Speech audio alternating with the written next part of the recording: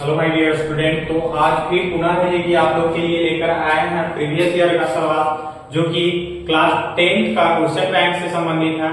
और ये सवाल आप सभी विद्यार्थियों के लिए आने वाले 2025 का बोर्ड एग्जाम के लिए महत्वपूर्ण होने वाला है।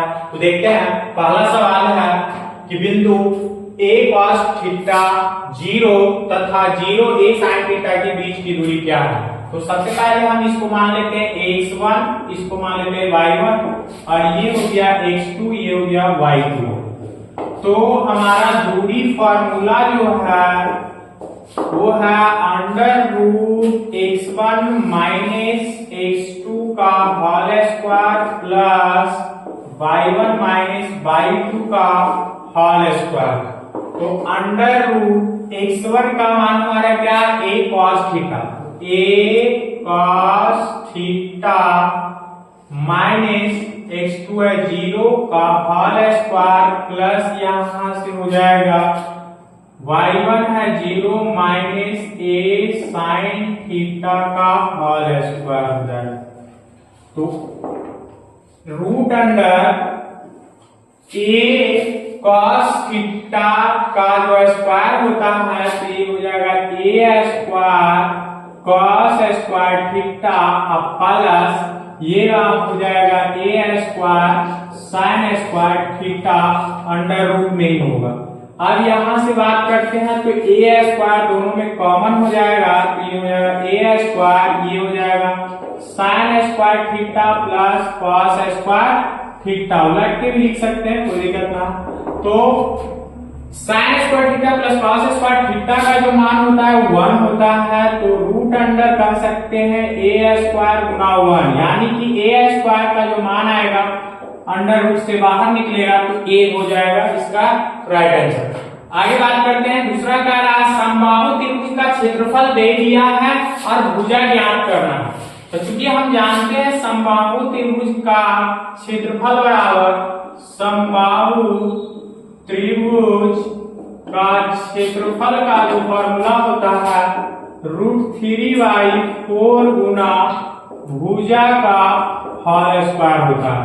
तो समबाहु त्रिभुज का क्षेत्रफल कितना दिया हुआ है, 36√3 सेंटीमीटर स्क्वायर बराबर इधर कर सकते हैं √3/4 गुना भुजा का होल स्क्वायर। √3 से √3 कैंसिल हो जाएगा, ये इधर आके मल्टीप्लाई यानी कर सकते हैं भुजा स्क्वायर बराबर होगा 36 गुना 4 सेंटीमीटर स्क्वायर। तो भुजा का जो मान आएगा भुजा बराबर कर सकते हैं अंडर रूट 36 गुना 4, तो अंडर रूट 6, 36 का अंडर रूट करेंगे तो 6 होगा और 4 का 2 हो जाएगा और यहाँ था सेंटीमीटर स्क्वायर तो ये सेंटीमीटर हो जाएगा। तो 6 गुना के 12 सेंटीमीटर इसका भुजा आ जाएगा। अगला जो सवाल है एपी से संबंधित है, कह रहा है एपी इतना इतना यानी कि √18, √50, √98, √162 का सार अंतर यानी डी का मान। हम लोग जानते हैं कि सार अंतर बराबर होता है, सार अंतर बराबर होता है दूसरा पद माइनस पहला पद होता है। तो दूसरा पद हमारा क्या है, अंडर रूट 50 है, root under 50 minus under root 18। इसको अगर बात करते हैं तो लिख सकते हैं रूट में 25 गुना 2 लिख सकते हैं और 18 को लिख सकते हैं 9 गुना 2।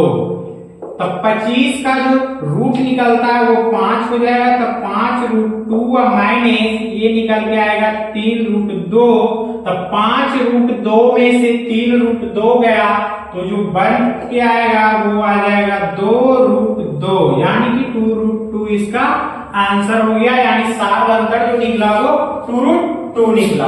अगला सवाल है 1 माइनस साइन की पावर 4। तो सबसे पहले इसको हम लिखते हैं 1 माइनस साइन के पावर 4 थीटा। तो अगर बात करते हैं तो 1 का whole square minus sine square theta का होल स्क्वायर हम इसको लिख सकते हैं। तो 1 यानी a square minus b square का फॉर्म बन गया। और a square minus b square बराबर मैंने बताया है कि होता है a plus b into a minus b होता है। तो कह सकते हैं ये हो जाएगा एक बार माइनस में या एक बार प्लस में कर सकते हो 1 प्लस साइन स्क्वायर थीटा, और एक बार कर सकते हो माइनस में यानी 1 माइनस साइन स्क्वायर थीटा। तो अगर बात करते हैं कि इसको लिखते हैं हल करके तो ये हो जाएगा 1 minus sine square theta cos square theta, और ये इंटू में आ जाएगा 1 प्लस साइन स्क्वायर थीटा। ये हमारा आंसर आ गया। नेक्स्ट सवाल की ओर हम बढ़ते हैं। अगला सवाल है, पांचवा सवाल है, समांतर श्रेणी में 2, 5, 8, 11 का ग्रामा पद। तो हम सबसे पहले देखेंगे कि इसमें हमारा प्रथम पद क्या है। प्रथम पद यानी ए का मान 2 है। अब पदांतर देखेंगे यानी कि डी क्या है, तो दूसरा पद में से हम यानी t2 माइनस t1 कर देते हैं, तो t2 का मान 5 माइनस 2 यानी कि 3 हमारा आ गया पदांतर। अब ग्रामा पद जैसी बोला है, ग्रामा पद करने का मतलब t11 बराबर हो जाएगा a प्लस 11 माइनस 1 यानी 11 माइनस 1 इंटू टी। तो कह सकते हैं a प्लस 10d। a का मान हमें दिया गया है 2, 10 अपना d का मान आया है 3 यानी कह सकते 2 प्लस 10 किया के 30, 30 तो 32 हमारा राइट आंसर हो जाएगा पहला और पांचवा सवाल का। अगला सवाल है छठा सवाल में बहुत ही शानदार सवाल है। इसमें बच्चे अक्सर कि ज्यादा सोचने लगते हैं कि क्या दे दिया है। देखना है बहुत ही इजी तरीके से सॉल्यूशन होगा इसका। यदि किसी समांतर श्रेणी का एनवा पद 8n-2 है, एनवा पद यानी कि नंबर ऑफ टर्म दे दिया है 8n-2, तो कह सकते हैं तो उस श्रेणी का सातवां पद, तो सातवां पद कहने का मतलब 1 का मान है सातवां, तो 1 का मान 7 जब देनी है तो हमको एनवां पद दे ही दिया है कि tn बराबर 8n-2, तो t7 निकालना है, तो t7 बराबर क्या हो जाएगा 8n के जगह 7 रख देंगे -2, 8 7 56 -2 हो गया आपका आंसर 54। नेक्स्ट समांतर श्रेणी का जो दिया है 2, 6, 10, 82 वो है, और इसमें पदों की संख्या पूछा है यानी n बराबर 8 पूछा है, n का मान। तो हम सबसे पहले a का निकालेंगे, a 2 हो गया, d निकालेंगे यानी 6 - 2 करेंगे, t2 - t1 यानी 4 हो गया। तो tn दिया हुआ है हमारा, tn भी दिया हुआ है, tn लास्ट वाला पद दिया हुआ है 82। अब n का मान, तो हम फॉर्मूला जानते क्या है कि tn बराबर होता है a plus n-1 into d होता है। तो tn का मान कितना दे दिया है 82 दिया, a का मान 2 है प्लस n-1 इंटू d का मान 4 है। तो अगर 82 में से 2 घटाते हैं तो हमारा 80 आ जाएगा, 80/4, तो 80/4 बराबर n-1, 4 से 20 84 यानी कि n-1 बराबर आ गया 20, इसलिए n बराबर आ जाएगा 20 + 1 21 हो जाएगा आपका सही आंसर। समांतर श्रेणी 72, 63, 54 का कौन सा पद शून्य होगा, यानी कि इसमें देखेंगे a का मान हमारा 72 दिया हुआ है, d निकाल लेंगे 63 - 72 करेंगे तो -9 आ जाएगा d।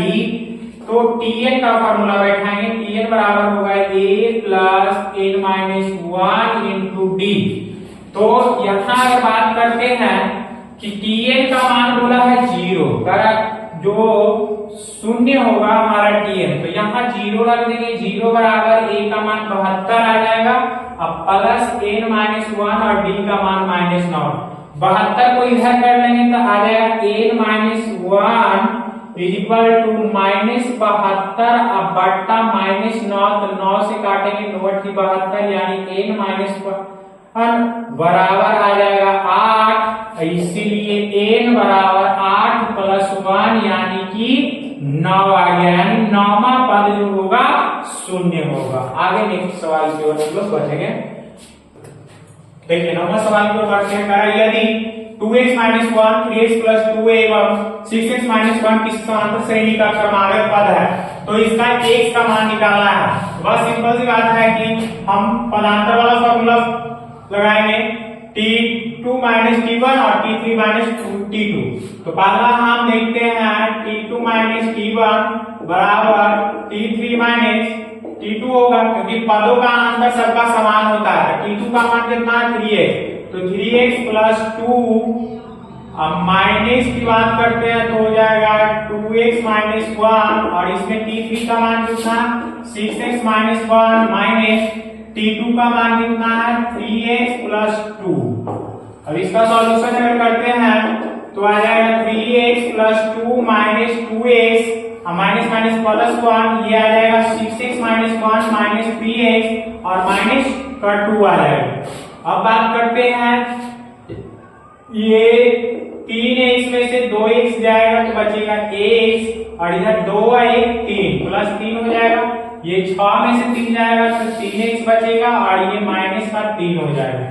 तो इधर ले आते हैं इसको, तो हो जाएगा 3x में से x घटाएंगे 3x माइनस x, अब बराबर हो जाएगा उधर ले जाएंगे तो 3 प्लस 3 यानी कि 2x बराबर 6, तो x का मान आएगा 2 या 6 यानी x बराबर 3 आ जाएगा आंसर इसका। आगे बात करते हैं 10वां सवाल। इस तरीके के सवाल में अक्सर ही बच्चे छोड़ देते हैं या फंस जाते हैं कि क्या होगा, बहुत बड़ा सवाल दे दिया है, लेकिन देखना करा sec theta plus tan theta अब प्लस 1 बराबर 0 दिया है, तो sec theta minus tan theta का वैल्यू क्या आएगा। तो सबसे पहले ये 1 को उधर भेज देते हैं, तो आ जाएगा sec theta plus tan theta बराबर माइनस 1 आ जाएगा। अब जब sec theta plus tan theta का मान माइनस में आया है तो sec theta minus tan theta का मान भी माइनस में आएगा, क्योंकि हम जानते हैं कि sec square theta minus tan square theta बराबर 1 होता है, और ये जो फार्मूला हुआ sec theta plus tan theta into sec theta minus tan theta बराबर 1 लिख सकते हैं। तो अगर एक का यहाँ मान आ गया माइनस में, तो दूसरा का माइनस से भी भाग करेंगे तो उसका भी मान क्या आएगा माइनस में ही आएगा।